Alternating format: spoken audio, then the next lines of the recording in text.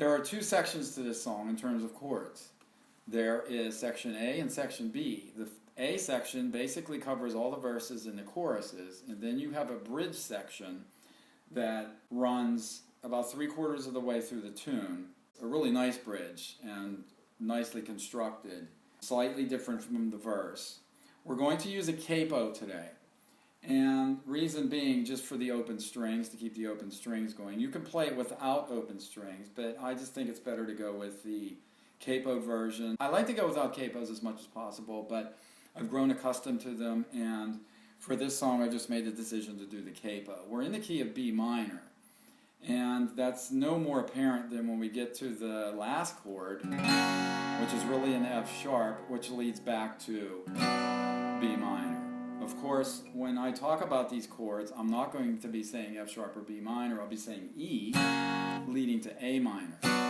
Every chord will be in relation to the capo. Okay, let's get right to it. So basically your chord progression is going to be A minor, F major, I played an F major 7 there, we may go back and forth, D minor, and E major,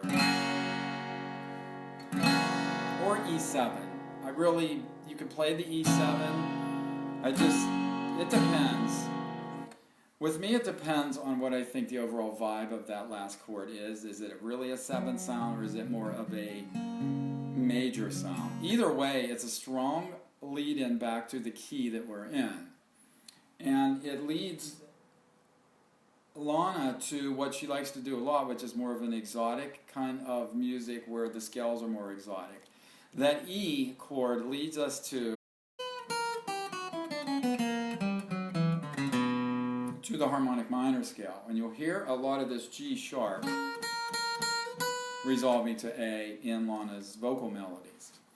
Okay, on with the song. Now there are many ways you can play this. This is basically a synthesizer song, so to do it on acoustic guitar, the field is wide open to your creativity. So remember that. Be as creative as possible as you play this song.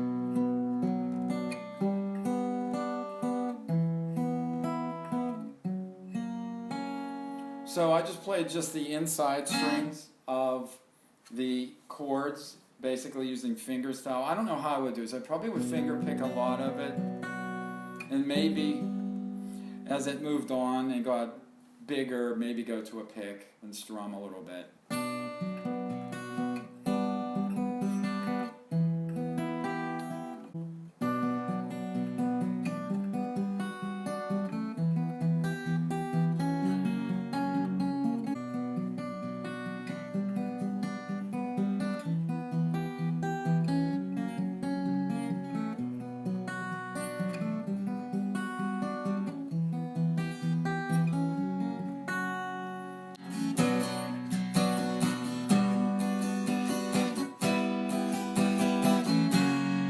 This song doesn't have that kind of noisy vibe to it. Now, if you want to do a different interpretation of it, you certainly can.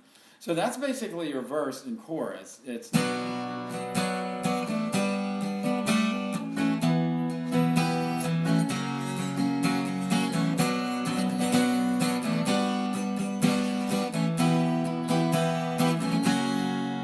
so those are real basic chords. The second section of the song, or the bridge, has a different chord progression, as I said earlier. It's D minor, C, G, and D minor, but it does a quick E chord before it spins around back to the beginning, or back to the regular chord progression. So you'll have D minor lasting twice as long, C, G,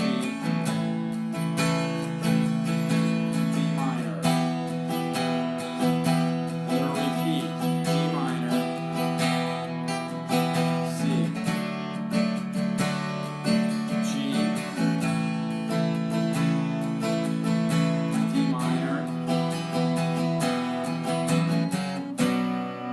right there I did a quick E, which is that chord that leads us back into the regular chord progression or key, which is B minor, although, of course, with the capo we're seeing A minor.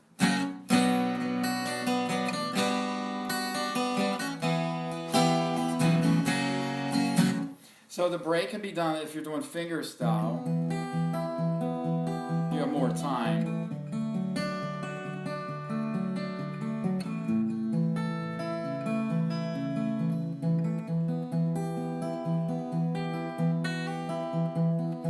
Back to D minor to start it, to C.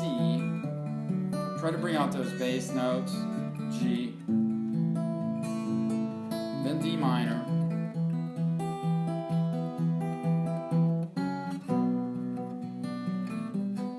then you're back.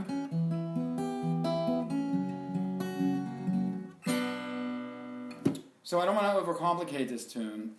That's about all there is to it in terms of the chords. It's up to you, like I said earlier, to interpret the way that you want.